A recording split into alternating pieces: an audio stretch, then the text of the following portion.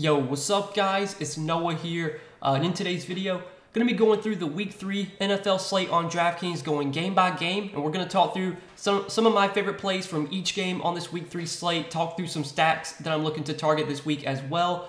Just going to kind of give a brief overview of this slate, my quick thoughts on each game. Not going to spend too much time on each, but do want to give you guys some good information, hopefully get you a little bit more prepared for this Week 3 main slate. But before we get started with the breakdown, as always guys, please hit that like button down below if you do enjoy these NFL videos and if they do help you out a lot. Hit that subscribe button if you have not yet. We are getting very close to 29,000 subscribers. So if you guys would hit that subscribe button, I would definitely appreciate it. And if you are new to the channel and if you have not checked out PrizePicks, PrizePicks is actually the sponsor of this video. You can check them out, link down below in the description, or just when you sign up for PrizePicks, make sure to use promo code NOAH. When you do sign up with my promo code, PrizePicks will match your first deposit up to $100. And for those of you that are new, PrizePicks is a player prop-based DFS site, so it's very simple. You're just taking over or under, more or less on a player's projection. They have a lot of projections already posted for Sunday's games. I'm sure as we get closer to the start of the games on Sunday, they'll add even more projections to the board. But you can see everything they offer in every different category: passing yards for quarterbacks, rushing yards for running backs, receiving yards for receivers. Fantasy scores, so they offer fantasy point projections. You can take a player to have more or less than what their fantasy point projection is. Passing touchdowns, rushing touchdowns. PrizePicks offers everything, and they also offer a lot of other sports as well. So if you like to dabble into other sports, MLB, soccer, CSGO, PGA, college football, you can do so on PrizePicks. You can mix and match sports as well. You can make multi-sport entries, and it's a lot of fun. I highly recommend you guys get over to PrizePicks, sign up with promo code NOAH, get that deposit bonus when you sign up. And if you guys want to know a couple of my favorite plays for this Sunday main slate, I will be making my video for PrizePicks probably sometime on Saturday. I'm going to upload this video on Friday, but I'll make that PrizePicks video Saturday. So check the channel sometime on Saturday. I should have my PrizePicks video posted, sharing a couple of plays that I like for PrizePicks this week. And we did cash our 2 plays we gave out for Thursday Night Football for the Browns-Steelers game. We've been really struggling on PrizePicks, but we finally cashed our 2 plays Thursday night. Obviously, we want to keep that momentum going heading into Sunday. But yeah, guys, let's talk through the Week 3 main slate. Go game by game. Give a brief overview of each game. We're going to start off with the first game of the day, the Patriots and the Ravens. So looking at this game and starting off at the quarterback position, I think if you're looking at a quarterback here, Lamar Jackson is obviously one of the top quarterback options on this slate. I would say the matchup on the road against New England is not ideal. New England has always had a pretty solid defense. Bill Belichick's always been a really good coach and knows how to kind of play to whoever his opponent is. I'm sure they're going to do whatever they can to slow down Lamar Jackson here. But Lamar just has an unreal ceiling, and we saw that last week with him putting up almost 50 Draftkings points. His rushing upside makes him one of the top quarterbacks pretty much any week. I think there's nothing wrong with going to Lamar here. But no interest in Mac Jones for me. At the running back position, I'll probably just be full fading the running backs in this game. I really haven't been targeting the Patriots running backs this year. I'm sure Damien Harris is going to have some good games this season, but I'm not going to go there. J.K. Dobbins, we'll have to see if he's able to play. He did get a full practice in on Wednesday, so it looks like he is trending towards playing. But is he going to get a full workload in his first game of the season? I would say it's unlikely. He probably will still be splitting some carries with some of the other running backs. Kenyon Drake, Mike Davis might get some touches, so not really interested in Dobbins, even if he plays. Just no interest in the running backs for me in this game. And then for the wide receivers, I do like some of the Baltimore receivers, specifically just Bateman. I think Rashad Bateman at 5,700, especially if you are playing Lamar in tournaments and you want to stack someone with Lamar. Bateman is probably going to be one of the better stacking options. He does offer a big ceiling. We saw that last week. Had over 100 receiving yards and a touchdown. If this is if this is another game where Lamar throws for 250, 300 yards, pretty likely that Bateman's going to have a good game, or Mark Andrews, who we'll talk about in a second. So I think Bateman in tournaments, probably just going to use him in my Lamar stacks. But in tournaments, if you are playing Lamar and you want to stack them together, I have no issues with that. But I don't know if I'm going to run back any of my Lamar stacks with any Patriots, just because I just don't really want to play many Patriots on this slate. You can make a case for Jacoby Myers as an okay value option at 5K.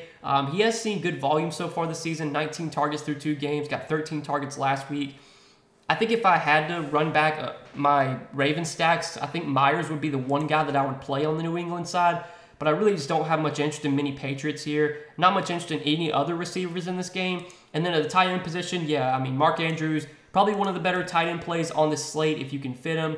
I mean, we know what Mark Andrews' role is going to be. He's going to be an every down tight end. He's going to get great volume. Without Hollywood Brown on this team anymore, I mean, Andrews is kind of the lead guy. He's going to get, or he projects to get the most targets pretty much every week for this Ravens team. Obviously, price tag's kind of up there at $6,900. It is a tough slate in terms of value. Like right now, we don't have a ton of value on the slate, but that could change depending on what kind of value opens up with some of these question marks that we're going to talk about later in the video. But I definitely think Andrews as a pay-up option at tight end makes a lot of sense if you can fit him. I think if you're stacking Lamar, I mean, Andrews is probably the best bet. Either him or Bateman look like the guy to stack with Lamar. But that's it for this game. Let's move on to the next one, the Chiefs and the Colts. So for this one at quarterback, I definitely think Patrick Mahomes is in play. Pretty much same thing for like Lamar that I said a little bit about Lamar can be said for Mahomes. Mahomes is pretty much in play every single week.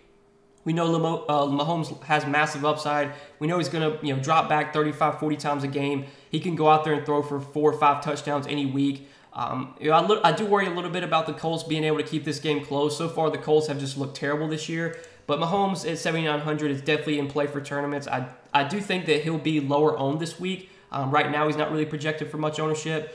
No interest in Matt Ryan, though. I could see Matt Ryan having a decent game just because I think the Colts will have to throw the ball a lot in this one. I think the Colts will be playing from behind, but I'm probably not going to go there. At the running back position, I mean, Jonathan Taylor, we know Jonathan Taylor has massive upside. He obviously was a big disappointment last week against Jacksonville, and I do worry about, the Colts getting behind in this game, and that obviously does not help Jonathan Taylor, just because Jonathan Taylor really thrives when the Colts are playing with the lead, and they can just give Jonathan Taylor the rock and run out the clock. When they're playing from behind, we don't see Taylor involved as much, and that's kind of what happened last week against the Jags. A little bit worrisome with Taylor this week. I think the upside is still there. I think he will be lower owned though, so he's more of a contrarian option for me. If you are stacking up the Chiefs, I think Taylor is a fine run back. I don't know if those really correlate well, just because if Taylor does have a really big game, you would think that probably means that either the Colts keep this game close, or, I mean, I guess you could play it that way. Like, if you think the Colts can keep this game close, you stack up the Chiefs side, and then, hopefully if the Colts do keep the game close, it's through Jonathan Taylor and, him having a big game. So I definitely could see, like, stacking up Mahomes and Kelsey and then running it back with Jonathan Taylor. That is something that I'll probably have in some tournament lineups. But Taylor, as a play individually, is not someone I'm really prioritizing this week. Clyde Edwards-Helaire at his price tag, I'm not in love with. I just think there's other guys priced around him that we'll talk about later that I have more interest in. At looking at the wide receiver position in this game, I think Michael Pittman, I mean, he pretty much is always going to be in play. He was kind of a surprise inactive last week. I didn't expect Pittman to sit last week, but he did. He should be able to go, though, this week. He got a limited practice in Thursday, so I'm expecting Pittman to play. He's going to have a big role in this Colts offense. He was heavily targeted in week 1, 13 targets from Matt Ryan. I think Matt Ryan's going to lock in on Pittman pretty much every week, and with this being a game where you think the Colts are probably going to be throwing a lot, yeah, Pittman should get targeted a good amount. So Pittman's in play for me for tournaments. Juju is a fine tournament play if you're stacking him with Mahomes, but I probably won't be using Juju in anything other than Mahomes stacks. And that's really it. I mean, the rest of these guys are just kind of playing like in stacks. If you want to go that route, MVS, Hardman. I guess if Pittman doesn't play, you have guys like Doolin, Campbell that'll be viable, cheap options. Campbell was obviously a huge bust last week. He was massive chalk and really didn't do anything. He went catchless on 2 targets. I would think he's going to be involved more this week if Michael Pittman doesn't play. But for now, I'm expecting Pittman to play.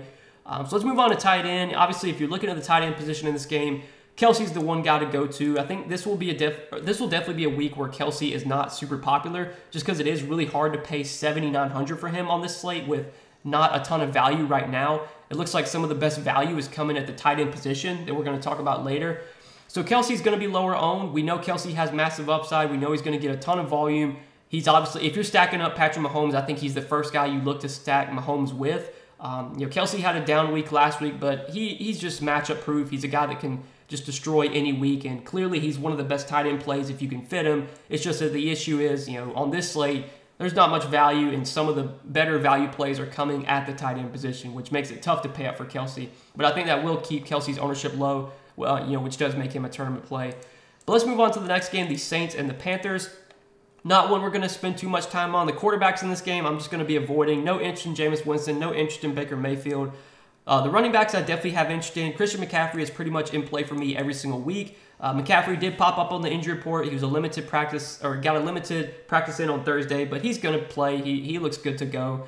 Don't love the matchup against the Saints. The Saints have always been pretty stout against the run. But McCaffrey is just matchup proof. He gets so much opportunity. I mean, he's been disappointing so far this season for McCaffrey standards. But we know he's going to play almost every single snap. He's going to get probably 20+ touches. He gets great usage in the passing game, which is obviously very valuable on DraftKings given the PPR scoring. Christian McCaffrey is probably one of the highest floor plays pretty much every single week, and obviously the ceiling is there. If the Panthers offense can put up some points this week. And then Alvin Kamara was another kind of surprise inactive last week. I didn't expect Kamara to sit, but he wound up sitting last week. Looks like he's going to be back though for this week. He got a limited practice in on Thursday. I would think he plays. It's $7K. I don't think Kamara is like a standout option. I mean, he was really disappointing in week 1 against Atlanta. He didn't look great in that game. He wasn't very efficient on the ground. The Panthers, I mean, their defense, like I know previous seasons, the Panthers have really struggled against the run, but I'm probably not going to be going to Kamara a ton. I think he's just more of like a low-owned dart throw. I expect his ownership to be fairly low this week. Do have interest in Christian McCaffrey, though. And then at wide receiver, I mean, Michael Thomas has been great this season. I mean, 22 DK points week 1, 18 DK points in week 2. He's kind of been the go-to guy for Jameis Winston so far. 17 targets through 2 games. He's managed to score a touchdown in both games as well. This Carolina secondary is not one I'm too afraid of. I think this is definitely a matchup that Thomas can have some success in. So maybe like in tournaments, if you want to do like a mini stack of Christian McCaffrey and Michael Thomas, I don't know if I'm going to be stacking up Jameis Winston, with his pass catchers, but I think doing a little mini stack of McCaffrey and Thomas does make some sense. I don't think a ton of people are going to play Michael Thomas this week. Don't think a ton of people are going to play DJ Moore either. As a one-off, like I think DJ Moore's fine. 5,600 does feel a little bit too cheap for him, but he hasn't really had much of a connection so far with Baker Mayfield. He did get into the end zone last week, but he still only had 3 catches for 43 yards, so just more of like a GPP dart throw. There's not a ton of receiver plays I'm loving in this game. I think Michael Thomas in tournaments does make some sense.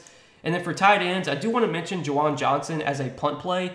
As I mentioned earlier, it's tough to find value on this slate. So a guy like Juwan Johnson at 2,900, I mean, he's seen 12 targets through 2 games, which is really all that you can ask for at this price tag. And I want to say he's played like a good amount of snaps as well.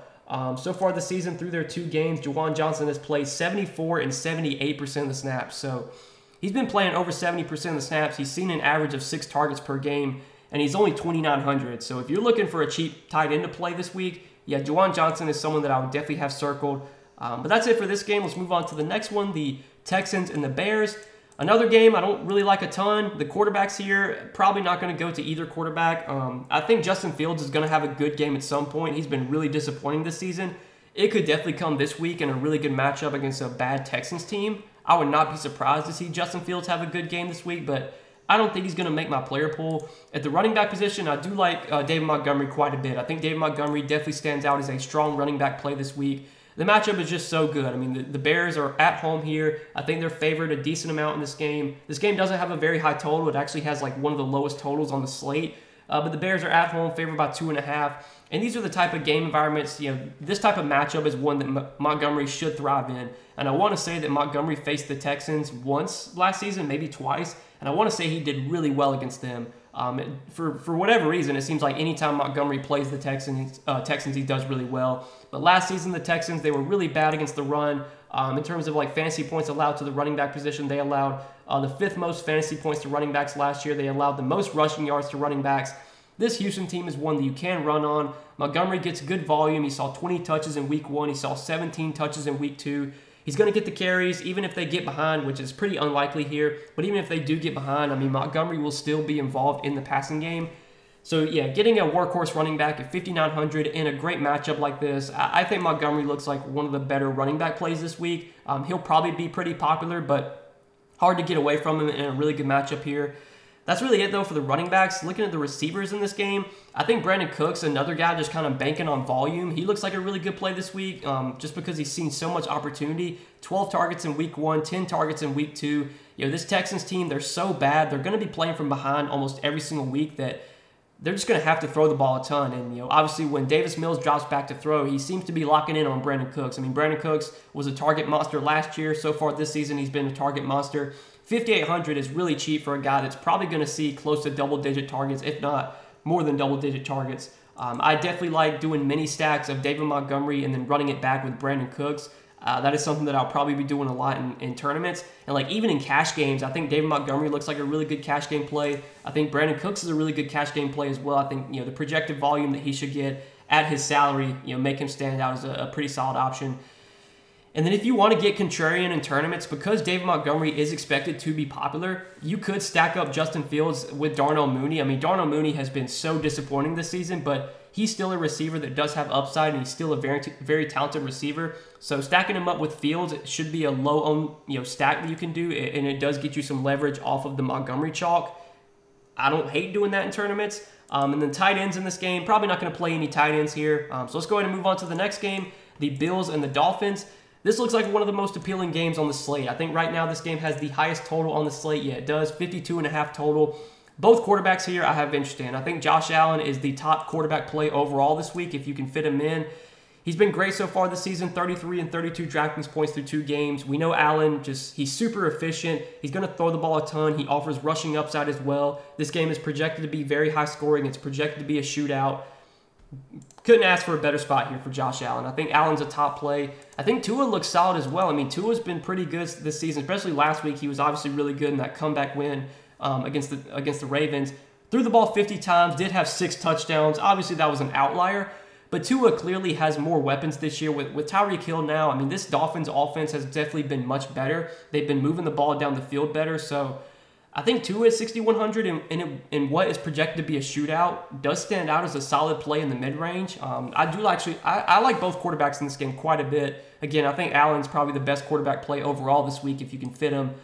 Running backs in this game, I'm probably not going to go to the running backs. I think the passing game here will definitely carry some ownership. So if you want to get different, if you want to gain leverage on the field, you could target the running backs here and just hope that like a lot of the touchdowns scored in this game come through the running backs. But I'm not going to touch these backfields on this slate. Wide receivers, I mean, there's a lot of wide receivers you can go to here. Steph Diggs, I think, is one of the best pay-up wide receivers. He obviously had a massive game in Week 2 on Monday night against the Titans. Probably benefited with Gabe Davis being out. We'll have to see if Gabe Davis is able to play this week. But, man, Diggs just gets so much volume. He's a top option in this Bills offense, and Josh Allen just loves targeting Diggs. I'm not really worried about this Miami secondary. I think this is one that, Diggs can definitely, it's a matchup he can excel in. So really like Steph Diggs. I think Tyreek Hill's a great play too. He's been really good so far this year with the Dolphins, been getting really good volume. Tua seems to be locked in on targeting Tyreek Hill. Nothing negative to say about Tyreek Hill. And then obviously Jalen Waddle coming off a massive game last week. He was a little disappointing week 1, only getting 5 targets, but man, he saw 19 targets last week. I mean, clearly an outlier, but it's right now, like Tua is just so locked in on throwing the ball to Waddle and Hill. Those are the guys that are just soaking up all the targets. So if Tua throws the ball 40 times, like there's a good shot that, like very good chance that Waddle and Hill combine for at least like 20 targets, the two of them. If Tua throws the ball like 35, 40 times, he's targeting these guys so much that I think both Waddle and Hill make a lot of sense in the mid range. Obviously, I'm gonna want to be stacking up this game in plenty of ways. Yeah, we'll have to see if Gabe Davis is able to play. He got a limited practice on Thursday. I think reports were that he was expecting to play, but then there was a video where he was like limping and stuff. So I'm not really sure on this one. If Gabe Davis does play, I don't think he's going to be really someone I target. But if Gabe Davis is out, that'll definitely open up some value from Buffalo. You could see guys like Isaiah McKenzie, Jameson Crowder benefit a little bit, but it was actually Jake Kumerow who played a lot. He actually saw a big jump in playing time. He was only targeted 3 times, but his snap count went way up in that Week 2 game against the Titans. He actually played on, let me see, I'm going to pull it up real quick. He actually played on 78% of the snaps. He actually led the wide receiver core in snaps played in week 2 when Gabe Davis was out. So I think Kumerow would be a big beneficiary if Gabe Davis sits. If Davis does sit, definitely look to Kumerow for 3K value. That would be someone we could look to as a pay down option. And then tight ends in this game, Mike Gesicki, Dawson Knox, they're playable, but I think there's other value tight ends I'd rather go to. I do want to say that since this is projected to be such a high-scoring game, you could definitely see one of Knox or Gesicki have a good game here. But we're going to talk about some other value tight ends I like this week. So let's move on to the next game, Detroit and Minnesota. This is one that looks pretty appealing as well. You got Kirk Cousins and Jared Goff here, looking at both quarterbacks in this game. I think these are just kind of some GPP options. This is one I definitely want to be stacking. If you want to stack up Kirk Cousins with Justin Jefferson or Adam Thielen, or even a guy like Irv Smith, who we're going to talk about, you can do that in tournaments. But like cash games, I wouldn't be playing Kirk Cousins in cash games. I don't think he's like an optimal play. Same with Jared Goff. I think Goff's just kind of like a tournament option. Don't love either quarterbacks here, but I think they probably will make my player pool in my 150 lineups. Running backs, though, I definitely have interest in Dalvin Cook. I think Dalvin Cook, he's been disappointing so far this season, but this is finally like a good matchup for Cook. This is a spot that he should have a lot of success in. The Lions have always been really bad against the run. I know the Vikings are pretty good favorites in this game, so I think GameScript is going to favor Dalvin Cook. We know the workload's going to be there. Yeah, I think Cook's poised to have a big week this week. I do have quite a bit of interest in him as a pay-up option at running back. We know DeAndre Swift's going to have a massive workload as well. We know he's going to get great volume in the passing game. Price tag is $7,200. I think just makes him more of a contrarian option. I would rather get up to Dalvin Cook if I could, but I don't mind going to Swift on this slate. And then looking at wide receivers, I mean, Justin Jefferson, pretty much always in play. No issue with Jefferson as a pay-up option this week. It's just a matter of, if you can fit him in. Amon-Ra St. Brown, I mean, my God, this dude just continues to crush. 20 DraftKings points week 1, 42 DraftKings points last week, getting great volume every single week. Pretty sure if he gets 8 catches this week, he'll break some sort of record. So he's actually kind of going for like a record this week, which could make it, and it could incentivize Jared Goff to throw the ball even more to Amon-Ra. I mean, the price tag at $7,200, I think, is where it should be. I don't think Amon-Ra is going to be like massively popular this week. If he is, if he's popular, like I'd be fine fading him. But man, the guys look so good this season. Even last season, I mean, he was so good to end the year last year. He's kind of picked up where he left off last season. Yeah, I have no issue with Amon-Ra. Just I would worry a little bit about ownership. I'll be interested to see like what his projected ownership is. I think right now, let me pull it up. Right now, his projected ownership it's 16%. So that feels that feels about right. I don't think at that ownership he's like a guy you have to fade. But if he was going to be like 30% owned or something like that, then yeah, I'd be fine just kind of avoiding him. But Amon-Ra's been crushing, man. He's going for a record. Yeah, he's definitely in play this week.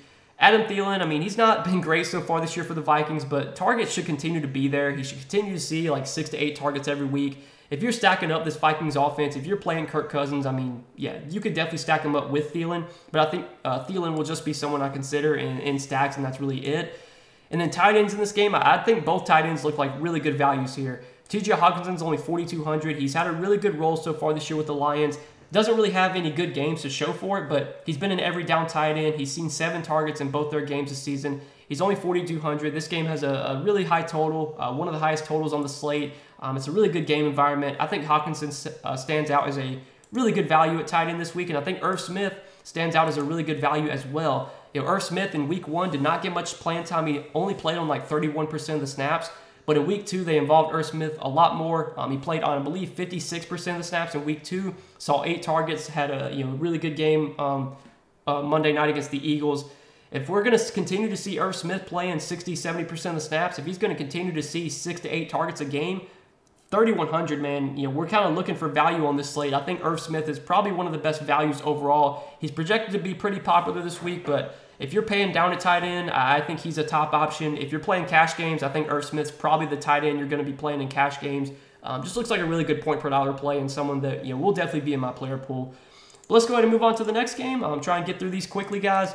We'll start off with the next game, Bengals and Jets. For me, I'm really interested in the Bengals side here. No interest in Joe Flacco. I think Joe Burrow, though, is definitely in play for tournaments. You can always stack up Burrow with Chase or Burrow with Higgins, or even do a double stack with those two guys.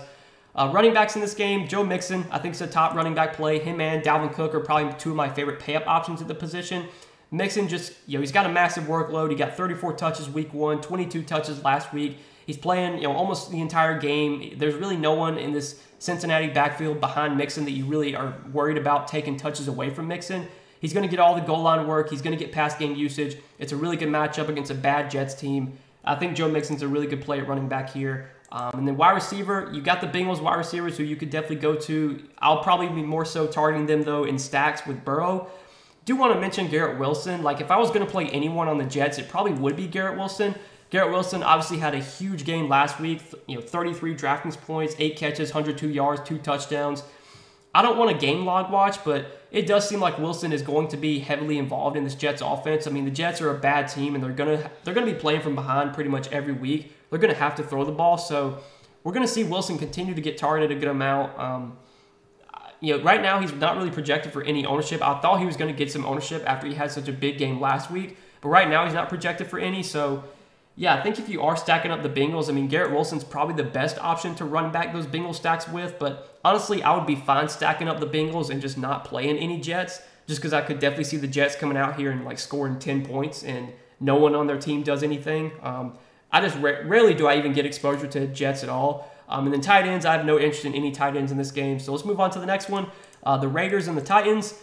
Not a game I have much interest in. Quarterbacks in this one, I'll probably just be avoiding. I think Derek Carr is like a playable value quarterback. I mean, he's not been great so far this year, but the opportunity has been there. I mean, he's thrown the ball almost 40 times in both their 2 games against the Chargers and Raiders, or Chargers and Cardinals. Matchup here against the Titans, I think, is definitely favorable. The Titans were a team you could beat through the air last season. We obviously saw Josh Allen have a massive game against them on Monday night. Just a little bit worried about the Titans being able to keep this game close. And, like, can Tennessee put up enough points to make this game a shootout? Probably not, but Carr is still playable in tournaments. Running backs in this game, I mean, Derrick Henry has been, like, a huge disappointment this season. He's done nothing so far this year. Obviously, Henry, with how he gets fantasy points, that's not favorable for DraftKings scoring. On DraftKings, you want running backs that can catch passes, and obviously Henry doesn't do that. He's yet to catch a pass this season. In order for Henry to really put up a ceiling game that like you have to have, he's going to have to run for like 150 yards and multiple touchdowns. And could he do that? I mean, Henry can do that any week, but I'm not really going to be going to Derrick Henry. I'd rather play Dalvin Cook, Joe Mixon, those guys, McCaffrey I'd rather play. Josh Jacobs, I think, is a fine option. I mean, he got 20 touches last week, and he does seem to be like the clear lead running back for the Raiders. Jacobs has never been like very efficient as a runner, but the volume should be there. The playing time should be there. The price tag not that high either at $5,400. So Josh Jacobs will definitely make my player pool. Probably won't have a ton of exposure to him, but he will be in my player pool for sure. And then at wide receiver, Devontae Adams, pretty much in play every single week, going to get massive, massive volume. This Titans secondary is one that you can easily beat, and we saw that with Stephon Diggs putting up a huge game on them Monday. I would not be surprised to see a massive game from Devontae Adams here. We know the opportunity is going to be there. Derek Carr loves throwing him the ball. He saw 17 targets week 1. Had a little bit of a disappointing game last week, but I would expect Adams to bounce back here in a really good matchup. I think if you're paying up at wide receiver, he's probably the best play overall if you can, if you can fit him in. Then other receivers in this game, I'm not looking to really anyone else. I don't think I'm going to be playing any Titans receivers or even really targeting the Titans much on this slate. And then for tight ends, I do like Darren Waller as a tight end play. He is coming in a little bit cheaper than guys like Kelsey and Andrews. And right now, Darren Waller is projected for like no ownership. So I think it's a tight end play, that's going to be very low owned. We know Waller does have a big ceiling. I think his ceiling is going to be it's going to be a little bit harder for him to hit his ceiling now that he's having to share targets with Devontae Adams. But he can still go for 7-8 catches, 70 to 80 yards. Maybe he can get the 100-yard bonus. He can still get into the end zone. He has 20-plus point upside still in this offense. And right now, again, he's not projected for any ownership. So Darren Waller as a tournament play at tight end, I do like quite a bit this week. But that's it for this game. Next one, the Eagles and the Commanders. So another sneaky game that I think definitely has a lot of shootout potential. Quarterbacks in this one, Jalen Hurts and Carson Wentz. I think both are going to be in my player pool. We know Jalen Hurts, we know he has massive upside. He's got great rushing ability, which makes him pretty much in play every single week, for DraftKings and for fantasy. And he's been great so far this year. 24 DK points week 1, had a massive game Monday night against Minnesota, 37 DK points. I think Washington is a team you can definitely beat through the air. I don't really get scared of Washington's defense, so do like this spot quite a bit for Hurts. I think Hurts is a really good play. And Carson Wentz, he's been amazing so far for fantasy at least. As a real-life quarterback, he's not been great, but for DK, 32 DK points in week 1, 31 in week 2. I'm sure there's going to be some regression coming. I don't think Wentz is going to put up 30 fantasy points every single week, but he's been throwing the ball a ton. 41 pass attempts in week 1, 46 in week 2. This could definitely be another game where where Wentz is going to have to air the ball out 40+ times. I could definitely see the Commanders getting behind in this game and them being forced to throw. So Carson Wentz is going to be in my player pool. I do have interest in him. Running backs in this game, probably not going to go much to any other running backs. Antonio Gibson has a big ceiling, but I just think there's other running backs that we've talked about that I would rather go to. Gibson will probably still be in my player pool for my max entry builds, but I don't think he's going to be in like a large percentage of my lineups. He'll probably just be like in a sprinkle, if that. Same could be said for Miles Sanders. I'll probably have Miles Sanders sprinkled into some lineups, but I don't expect him to be a larger part of my portfolio. I just think there's other running back plays I would rather target this week. Not a ton of interest in the running backs in this game, but wide receivers, I mean, a lot of wide receivers you could go to here. I think A.J. Brown's in a really good spot. He continues to get great volume in this Eagles offense. He's clearly been kind of the go-to guy for Jalen Hurts so far this season. 21 targets through 2 games. Yeah, sign me up for A.J. Brown. Terry McLaurin, he's been a little bit disappointing this year, but I still think that upside is there. I definitely have some interest in McLaurin. And then a guy like Curtis Samuel, I like a lot for value. He's been really good so far this year, been getting great volume. As long as he stays healthy, I think Curtis Samuel could be poised for a pretty good year with the Commanders. He's got Carson Wentz getting him the ball now. He's been healthy and he's looked solid. He's been able to get into the end zone as well. They've been giving him some rushing attempts too, which is even obviously is a big boost. 5,100. If he's going to continue to see this type of volume, this type of opportunity, man, you could argue that Curtis Samuel should be 6K, 6,500 right now with what his role's been. So at 5,100, I think Curtis Samuel is still a really good play at wide receiver. Probably one of my favorite plays in this game if I had to go to, obviously to anyone here. But there's a lot of ways you can stack up this game. I think stacking up Hurts with A.J. Brown, running it back with Samuel, something I'll definitely be looking to do. Obviously, you could stack up Wentz and Samuel or even Wentz and McLaurin. But even like the tight ends in this game, I think Dallas Goedert's in play for value at the tight end position. He's not going to get, a ton of volume. He's competing with, A.J. Brown for targets. He's still got Devontae Smith, who's going to get some targets as well. But Goedert's going to be an every down tight end, probably going to see 5 to 6 targets just about every week. He's only 4,700. He will definitely be in my player pool at the tight end position. Don't even mind Logan Thomas either at 3,500. I think I'd rather save a little bit of salary and just go down to Irv Smith, but Logan Thomas is going to get probably 5 to 6 targets almost every week. He's probably going to have to get into the end zone to really, be worth rostering, but he's a big body. He's a guy that can target in the red zone. He got into the end zone last week. At 3,500, he's definitely going to be someone I look to at the tight end position for value. Moving on to the next game, though, the Jaguars and the Chargers. So quarterbacks here, not a ton of interest in either quarterback. Justin Herbert is pretty much always in play, but I don't know if this is going to be a slate where I go out of my way to target Herbert. He'll probably make some of my lineups, but I don't expect to have much exposure to him. Running backs, I think Austin Eckler, kind of just similar to Christian McCaffrey, Dalvin Cook. Austin Eckler is in play every week. Now, Austin Eckler has been a little bit disappointing so far this season, but we know there's going to be a big game coming for Eckler at some point. He's just so involved in this Chargers offense. He gets 12 to 15 carries a game. He gets great usage in the passing game. So he is always someone on Draftkings that looks appealing to roster just because he can go out there and catch 8-9 balls, and he just has such a high floor with his with the receiving upside that he has. So I definitely have interest in Eckler. Probably going to be avoiding the Jacksonville backfield right now. It's just maybe James Robinson has another good game, but I'm not going to go there. And then wide receiver, we'll have to see if Keenan Allen plays. I think right now he is kind of trending towards playing. He got a limited practice on Thursday. If he doesn't play, obviously that would be a boost to Mike Williams. It'd be a boost to Joshua Palmer. But expecting Allen to go, I think Allen and Mike Williams are probably only going to be guys I look to target in my Justin Herbert lineups. Not really going to go to them as a one-off. And if I am stacking up the Chargers, I think my favorite play to run it back with on Jacksonville is going to be Christian Kirk. Christian Kirk's been great so far this year with Jacksonville. He's been heavily involved. He got 12 targets in week 1. He only got 6 targets last week, but he was able to turn that into 6 catches for 78 yards and 2 touchdowns. He's just been really involved in this Jaguars offense. Trevor Lawrence has been targeting Christian Kirk a ton. They've been getting Christian Kirk the ball. I know on one of the touchdowns he scored last week, they had him lined up in the backfield. They've just kind of been moving him all over the field, getting him the ball in a bunch of different ways. Even at 6,200, I still think Christian Kirk looks like a pretty solid play, and he's definitely my favorite play from Jacksonville. If I'm gonna stack up the Chargers, he's the guy that I like running it back with on the Jacksonville side. And then tight ends in this game, I don't mind Gerald Everett as a paydown option. I think he would look a little bit better if Keenan Allen doesn't play, but if you're trying to find some value at tight end, I think Everett's someone you can throw in your player pool, but there's other tight ends we've talked about that I think I'd rather target over Everett. But moving on to the next game, Green Bay and Tampa Bay. So this one, surprisingly, has a very low total. It's crazy to see a game with Aaron Rodgers and Tom Brady right now has a, 42 total in this game. It opened at 48. It's been bet down to 42. Not expected to see much scoring here.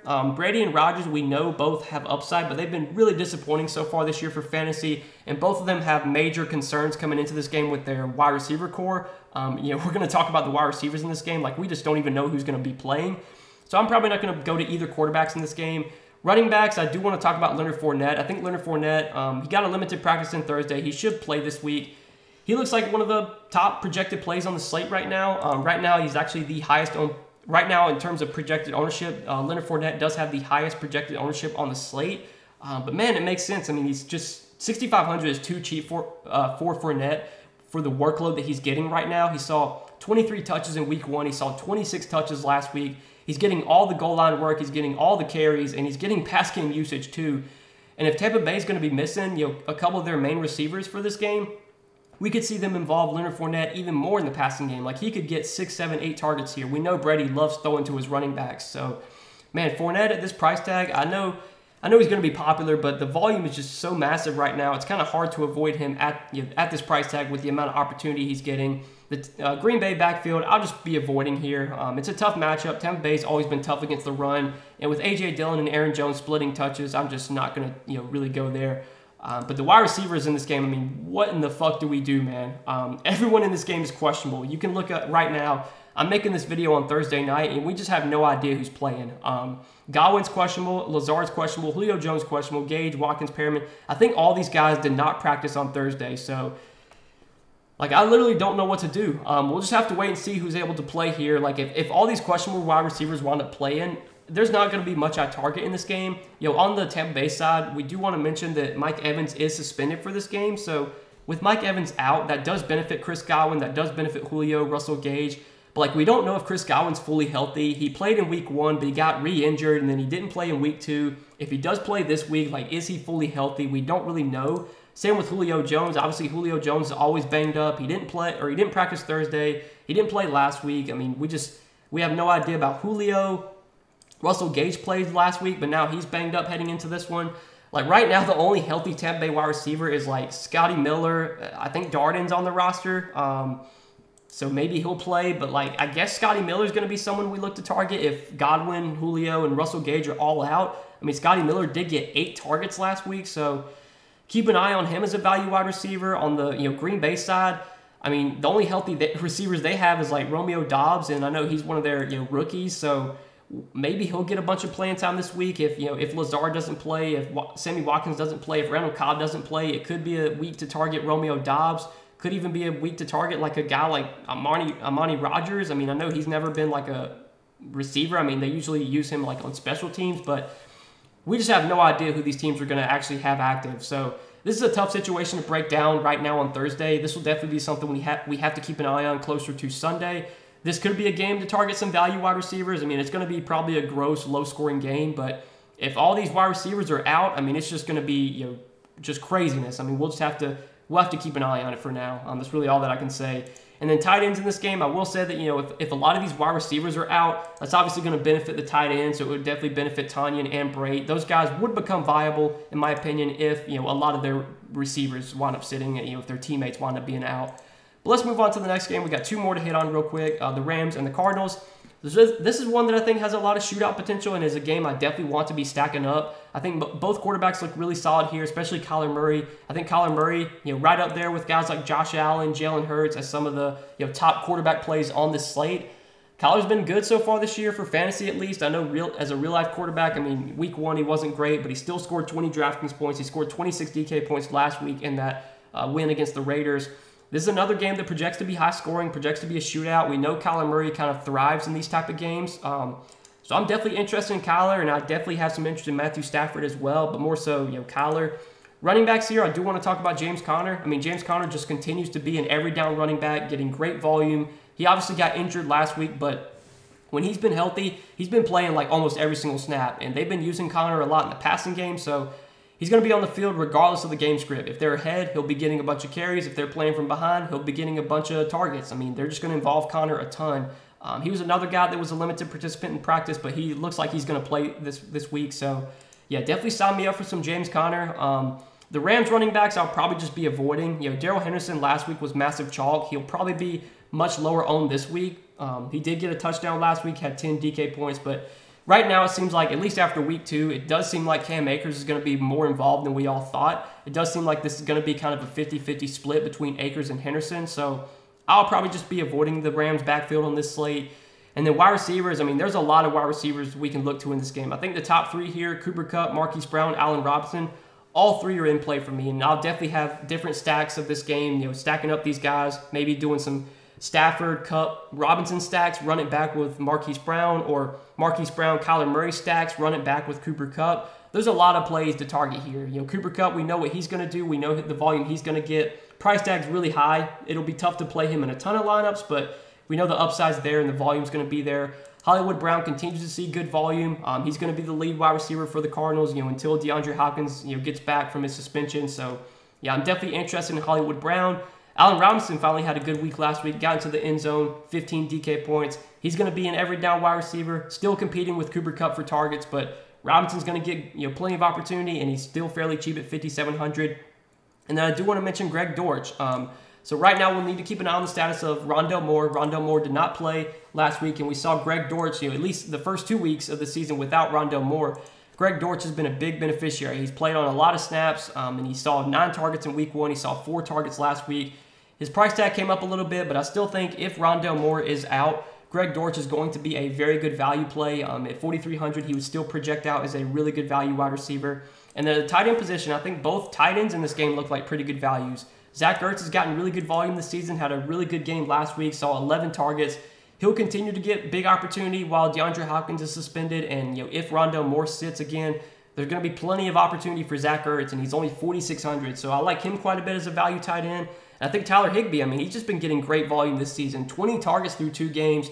$4,500 is really cheap for a guy averaging 10 targets per game. Now, is Higbee going to average 10 targets per game the rest of the season? Obviously not, but I think at $4,500, in a game that's projected to be high scoring, with Higbee being an every down tight end, he is someone that I definitely think is in play for tournaments, and maybe even for cash games you could go to Higbee, but I think in cash games you're probably going to want to pay down for Irv Smith, because he's like the best point per dollar play at tight end. But yeah, a lot of plays to like in this Rams-Cardinals game. Let's move on to the last game of the day, though, of the slate, the Falcons and the Seahawks. For this one at quarterback, I do have some mention to Marcus Mariota as a value quarterback. We know Marcus Mariota brings some rushing upside to the table. I think it's a pretty good matchup here against a pretty bad Seattle secondary, just a bad Seattle team in general. I'll be targeting Mariota more so in tournaments, but at $5,500, he will be in play for me, and he will make my player pool.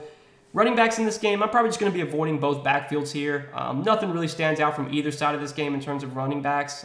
Maybe Cordell Patterson you could go to. He should be the lead running back for the Falcons while Damian Williams is out. And it looks like Damian Williams is out right now, or out for a while. He's on injured reserve, so maybe Cordell Patterson you could play. But there's better running back plays on the slate in my opinion.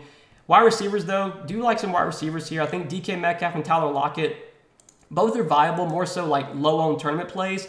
But if I'm stacking up Mariota with Drake London or stacking up Mariota with Kyle Pitts, you could obviously run back those stacks with a guy like DK Metcalf or Tyler Lockett. When it comes to Lockett or Metcalf, I really never have a strong lean between the two. Usually it's Metcalf for me. It'll come down to projected ownership, but I think right now both guys are projected to be pretty low owned, so I don't know if it really even matters. They're definitely in play though, more so for tournaments. And then Drake London, he's been great so far this year for the Falcons. He's been getting great volume. He's been one of Mariota's go-to guys. Again, if I'm playing Mariota in tournaments, I think Drake London is probably the first guy that I'm looking to stack him with. Next guy would be Kyle Pitts. And Kyle Pitts at tight end, he's definitely one of my favorite value tight ends. He's only $4,800. Kyle Pitts has been probably the most frustrating player to roster this year in fantasy. He's been terrible so far to start the season, but the opportunity continues to be there. He's playing like every single snap. He's getting a ton of volume. He just hasn't been able to convert that into anything. But I know there's a big game is coming for Kyle Pitts at some point, just with how much he's on the field, with how talented of a tight end he is. He's going to have a game where he goes for 100 yards and a touchdown. I just don't know when it's going to come. Hopefully it's this week, though, because I do expect to have a good amount of exposure to Kyle Pitts at the tight end position. I think at $4,800, that's definitely just too cheap for the value that he has, or for the for the upside that he has and his talent overall. And I definitely think he does stand out as a good value. He's probably my favorite guy to stack up with Mariota and then Drake London, but I'll definitely be doing that stack in tournaments. But I'm not going to target any Seattle tight ends here. I think Pitts is the only tight end I'm looking to in this game. And that's it, guys. That's it for the Week 3 main slate. I hope this video wasn't too long. I hope you guys did enjoy, though. Appreciate you watching. As always, hit that like button if you guys did enjoy. Hit that subscribe button if you have not yet. Go check out PrizePicks as well. If you guys have not signed up for PrizePicks yet, use promo code NOAH. Get your first deposit matched up to $100. Make sure to check out on Saturday. I will be uploading my PrizePicks video for the Week 3 main slate, talking through a couple plays I like on PrizePicks this week. You guys can obviously tell me over on PrizePicks if you want to. Make sure to sign up with code NOAH, though, and get that deposit bonus when you do sign up. But best of luck this week, guys. Thanks as always for watching the video. I hope you enjoyed the video. Hope it did help. We will see you guys in the next one. Best of luck this week. Peace.